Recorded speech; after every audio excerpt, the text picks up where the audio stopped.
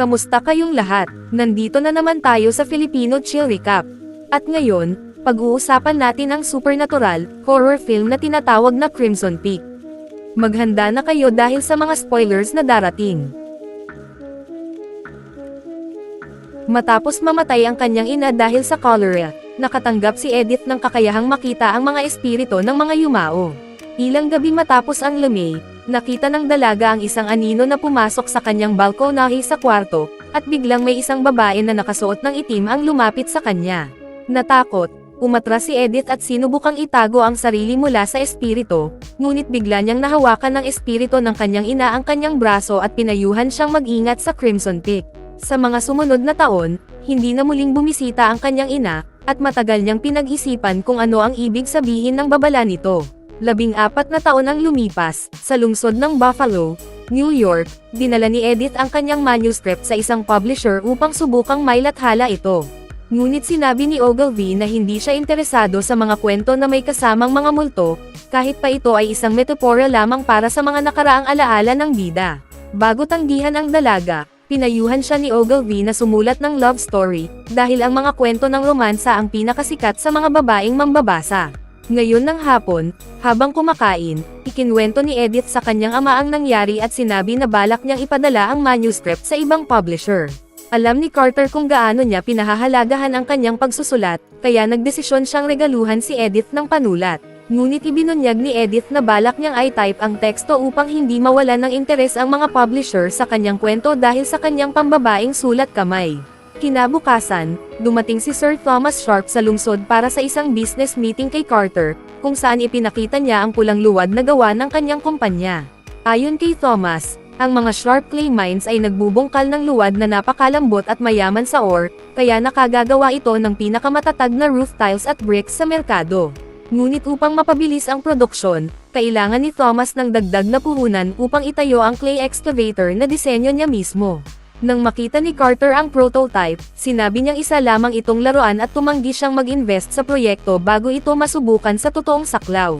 Habang naghahanda para pumunta sa isang party, kinausap ni Carter ang kanyang anak tungkol sa kanyang mga impresyon kay Thomas at sinabi na may kakaiba sa kanya na nagdudulot ng pagdududa. Dumating si Alan sa tahanan upang samahan si Carter sa okasyon at nadismaya nang matuklasan na hindi sasama si Edith, dahil matagal na siyang may pagtingin sa dalaga. Ilang minuto matapos iyon, habang mag-isa sa bahay, narinig ni Edith ang isang tao na umiikot sa doorknob ng kanyang silid. Nang bumukas ang pinto, hinarap siya ng espiritu ng kanyang ina. Natakot, mabilis na isinara ni Edith ang pinto, ngunit nakalusot ang espiritu sa kahoy at muling nagbabala na mag-ingat siya sa Crimson Peak. Nang nawala ang espiritu, binuksan ni Annie ang pinto upang babalaan si Edith tungkol sa pagbisita ni Thomas, na iginiit na makausap siya. Pagkatapos ng maikling pag-uusap, nakumbinsi ng inventor si Edith na samahan siya sa party. Pagdating doon, ipinakilala niya ang dalaga kay Lady Lucille Sharp, ang kanyang kapatid. Sunod, ipinakilala ni Mrs. Michael, ang ina ni Alan, ang kanyang anak na si Eunice, umaasang si Thomas ay mahuhulog sa kanya.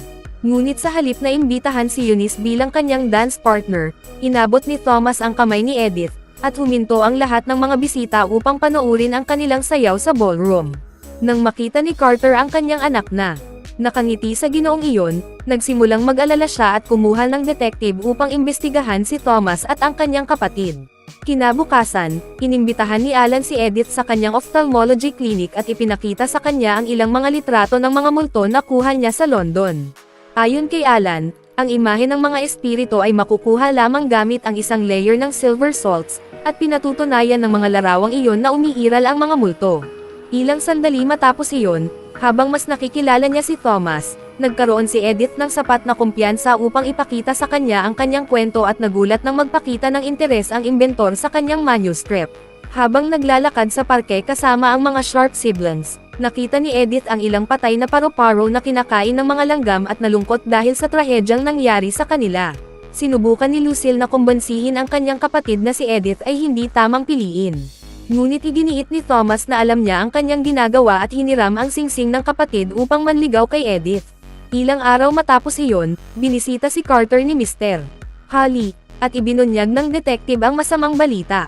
Matapos basahin ang mga dokumento, hiniling ni Carter sa mga Sharp siblings na pumunta sa kanyang opisina at sinabi na alam niya na si Thomas ay kasal na sa isang babae na nagngangalang Pamela Upton. Sa sandaling iyon, nag-alok si Carter ng tseke na may malaking halaga upang palayain ang dalawang kapatid na umalis ng lungsod at nagbanta na sasabihin niya ang buong katotohanan kay Edith kung igigiit ni Thomas na ipagpatuloy ang paglapit sa kanya. Sa hapunan, ibinunyag ng mga Sharp siblings na babalik na sila sa kanilang sariling bansa. Labis na nadismaya si Edith nang malaman na balak siyang iwan ni Thomas. Sa sandaling iyon, tumindig si Edith mula sa mesa patungo sa kanyang silid, at sinundan siya ng lalaki dahil kailangan niyang hanapan ng paraan upang sirain ang puso ng dalaga. Matapos ang maikling pagtatalo, hinampas si Thomas sa harap ni Carter at ng lahat ng mga bisita. Kinabukasan, habang nag-ashave, nagulat si Carter sa isang biglaang atake at natapos ang kanyang buhay nang itulak ang kanyang ulo sa lababo. Nang magising si Edith, nakatanggap siya ng liham mula kay Thomas kung saan sinabi nito na napilitan siyang umalis dahil inisip ni Carter na hindi sapat ang kanyang pananalapi upang pakasalan ang kanyang anak na babae. Nang matuklasan ni Edith na hindi kailanman balak saktan ni Thomas ang kanyang damdamin, dali-dali siyang nagtungo sa hotel kung saan siya naninirahan at nagawang matagpuan siya sa tamang oras. Nang makita ni Thomas si Edith, napagtanto niyang nagtagumpay ang kanyang plano at nagpasya siyang ipahayag ang kanyang tunay na damdamin. Nang marinig ni Edith ang kanyang masidhing mga salita, nagpasya siyang halikan siya. Pagdating sa kanilang tahanan, natanggap ni Edith ang balita tungkol sa pagkamatay ng kanyang ama. Nang hapon, ipinadala si Edith sa morgue upang kilalanin ang katawan, at dumating si Alan ilang sandali pagkatapos. Matapos yakapin ang kanyang kaibigan mula pagkabata, sinuri ng batang doktor ang katawan upang alamin ang katotohanan sa nangyari. Ayon sa mga sabi-sabi, nadulas si Carter sa banyo habang nag-ashave at namatay matapos tumama ang kanyang ulo sa lababo. Ngunit nagpasya si Edith na itigil ang proseso ng autopsy at sa tulong ni Thomas, inayos ang libing upang maipakita ng mga kaibigan at pamilya ng kanyang ama ang kanilang huling pamamaalam. Sa parehong araw, ni-propose si Edith at isinusuot ang singsing na may malaking pulang bato na ibinigay sa kanya ni Thomas. Ilang araw matapos iyon, dumating ang magkasintahan sa Inglaterra kasama si Lucille at sinalubong ni Finley, na nagbantay sa kastilyo habang wala ang kanilang mga amo. Pagbaba sa karwahe, nakita ni Edith ang isang maliit na aso na tumatakbo patungo sa kanya at tinanong kung ito ay nawawala, dahil may kwelyo ang hayop. Ngunit sinabi ni Thomas na imposibleng nangyari iyon dahil ang pinakamalapit na bayan ay 12 oras ang layo at walang ibang bahay sa paligid. Kaya nagpasya si Edith na i-adopt ang aso at nagulat sa kalagayan ng loob ng bahay. Bukod sa malaking butas sa bubong na nagpapapasok ng ulan at tuyong dahon, ang sahig ay natakpan ng pulang luwad na madaling tumagos sa kahoy na palapag. Bago umakyat sa itaas, lumapit si Edith sa salamin upang alisin ang kanyang sombrero at napansin ang maraming patay na langaw sa counter. Biglang nakita ng batang manunulat ang refleksyon ng isang babae na naglalakad sa kabilang dulo ng silid at mabilis na lumingon, ngunit wala siyang nakita. Natakot, naghanap si Edith sa babae, ngunit ang tanging nakita niya ay si Fluffy na may dalang maliit na pulang bola. Pagkatapos, lumapit si Thomas at nang makita ang kanyang asawa malapit sa elevator, pinayuhan niya itong huwag bumaba sa mas mababang palapag dahil patungo iyon sa mga luwad na hukay. Pagkatapos ng mahabang paglalakbay, pumunta si Edith sa banyo upang maghanda ng palaygo at nagulat nang makita na pula ang tubig mula sa gripo dahil sa luwad. Sa kabila nito, nagpasya ang dalaga na manatili, ngunit pinagsisisihan niya ito nang makita ang anino ng isang babae sa pinto. Natakot, nagbihis si Edith upang tumakas, at sa sandaling iyon, lumitaw ang isang pulang multo na dahan-daang lumalapit. Ngunit muli, nang lumingon siya, nawala ang espiritu at tumakbo si Fluffy patungo sa kanya. Kaagad pagkatapos lumapit ang aso, itinapon ang pulang bola sa banyo at naging sigurado si Edith na siya ay minamasdan. Natakot, Sinabi niya sa kanyang asawa ang nangyari at iniabot ni Thomas sa kanya ang isang tasa ng tsaa upang pakalmayan siya. Kinabukasan ng umaga, nagising si Edith sa tunog ng piano mula sa unang palapag at bumaba upang makasama ang kanyang hipag. Nabighani sa musika, tinanong ni Edith kung saan natutunan ni Lucille ang pagtugtog at narinig ang isang malungkot na kwento mula noong sila ay mga bata pa. Habang tinitingnan ang larawan ng yumaong biyenan na nakasabit sa pader, napansin ni Edith ang pulang singsing na natanggap niya bilang engagement gift at nadiskubre na ito ay isang family heirloom. Samantala, sa New York, tinutulungan ni Alan ang mga abogado ni Edith na ibenta ang mga ari-arian ni Ginoo Carter at natagpuan niya ang pangalan ni Thomas na nakasulat sa checkbook. Sa sandaling iyon, lalong lumakas ang kanyang hinala at nagpa siya ang doktor na suriin ang banyo kung saan nangyari umano ang aksidente.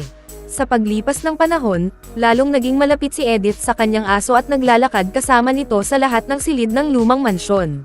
Nang tuklasin ang attic, nakatagpo ang manunulat ng isang basang madilim na lugar na punong-puno ng mga paro-paro, kung saan nagtitipon ang mga multo ng bahay. Dahil hindi niya naramdaman ang presensya ng anumang espiritu sa paligid, nagpatuloy si Edith sa paglalakad hanggang sa marating niya ang workshop ng kanyang asawa at namangha sa mga nilikha nito ng malapitan.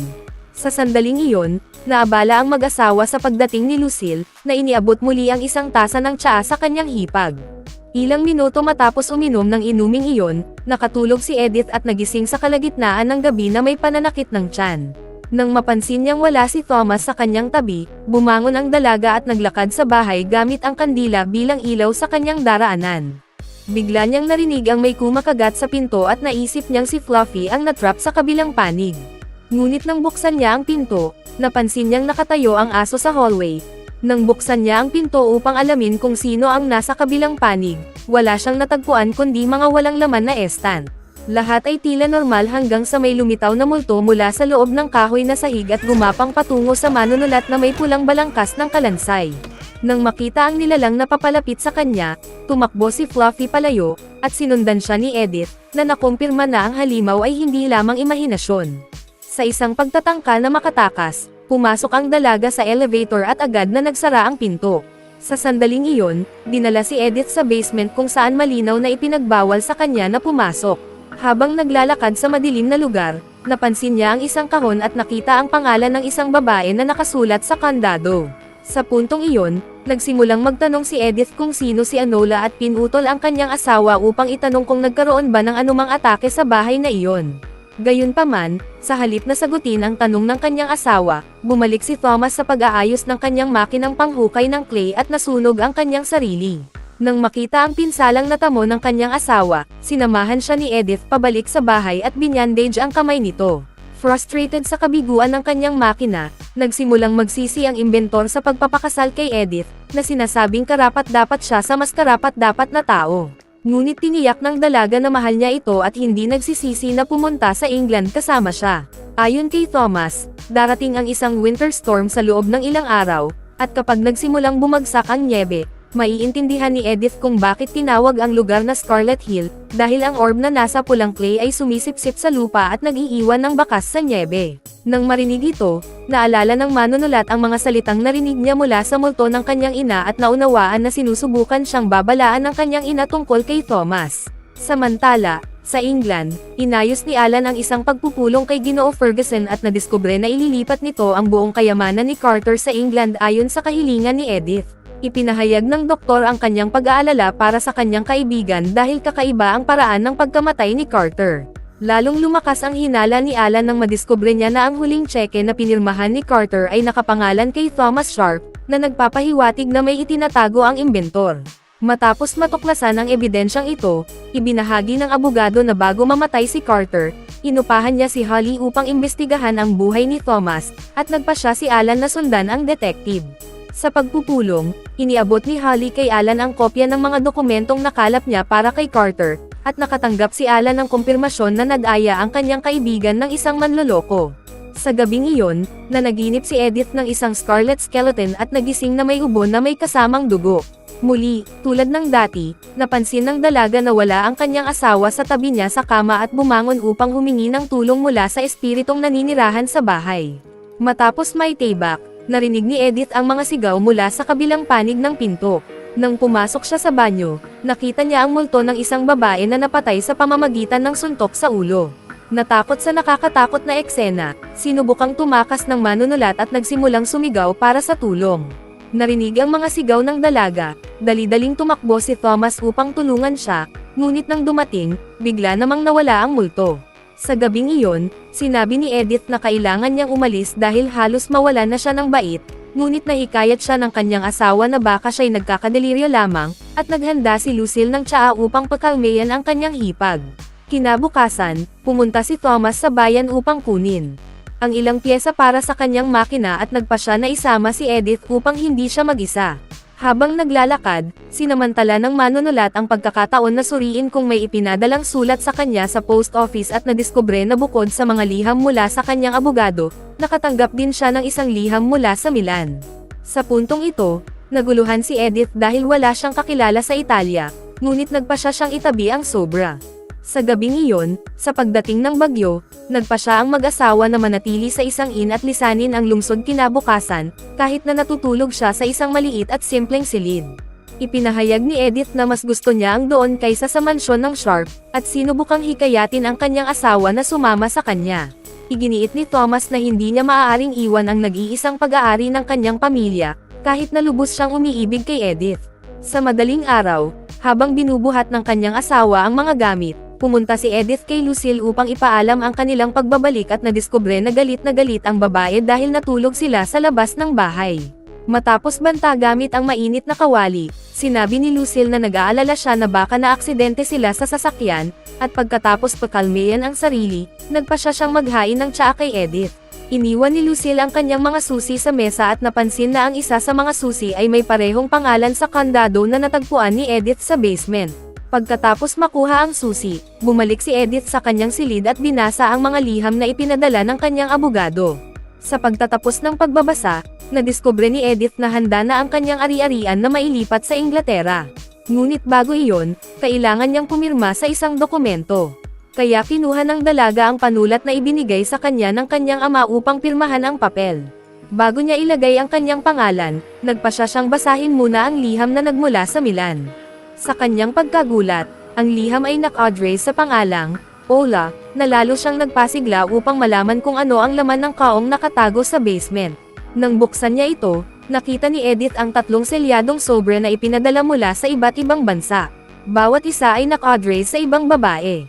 Sa puntong iyon, narinig ng manunulat ang paggalaw ng kandado at gumamit ng bato upang basagin ito. Pagkabukas ng takip ng cistern, natagpuan ni Edith ang isang palanggayan ng luwad at gumamit ng bakal na patpat upang suriin kung may nakatago sa putik. Nang walang makita, umakyat ang dalaga sa elevator pabalik sa kanyang kwarto. Ngunit sa kanyang pag-alis, lumitaw ang bungo ni Enola sa ibabaw. Pagdating sa pangunahing palapag, narinig ni Edith na papalapit si Lucille kaya tumakbo siya sa kanyang silid upang hindi mahuli. Matapos itago ang mga sobra, umupo siya sa silya at sinabi na hindi siya masyadong maganda ang pakiramdam. Habang kumuha si Lucille ng baso ng tubig, ginamit ni Edith ang pagkakataon upang ibalik ang susi sa tamang lugar. I should let you rest. You'll feel better soon.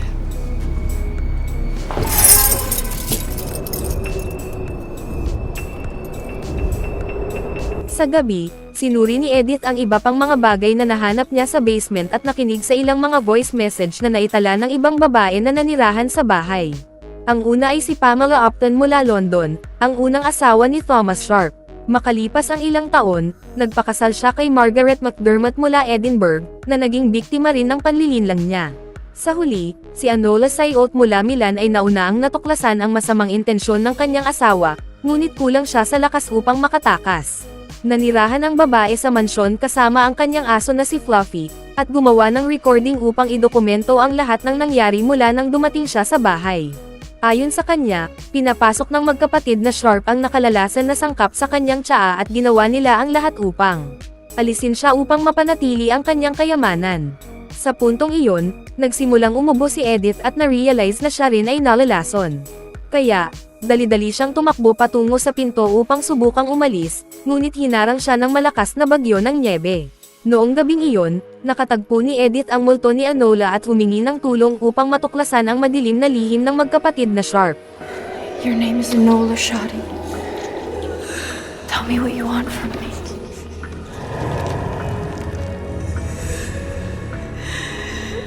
Nang buksan niya ang pinto ng kwarto ni Lucille, nadiskubre niya na may relasyon ito sa kanyang asawa, at nasira ang puso ng dalaga. Desperado, sinubukan niyang tumakas, ngunit sinundan siya ng kanyang hipag at itinulak mula sa ikalawang palapag matapos tanggalin ang scarlet ring mula sa daliri ni Edith.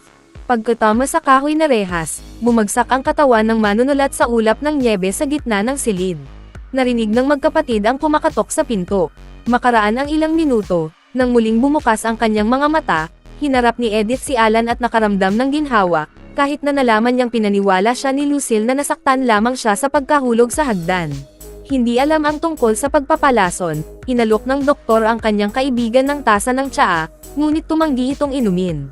Nang magkaroon sila ng sandaling magkasama, ipinaliwanag ni Alan ang dahilan ng kanyang pagbisita at sinabi na iakay niya si Edith pabalik sa New York.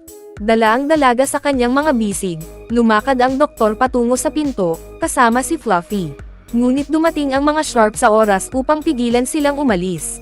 Sa puntong iyon, hinarap ni Alan ang magkapatid at ipinakita kay Edith ang isang artikulo sa dyaryo na nagsiwalat na si Lady Beatrice Sharp, ang matriarko ng pamilya, ay natagpuang patay sa kanyang bathtub na pinatay sa pamamagitan ng suntok sa ulo.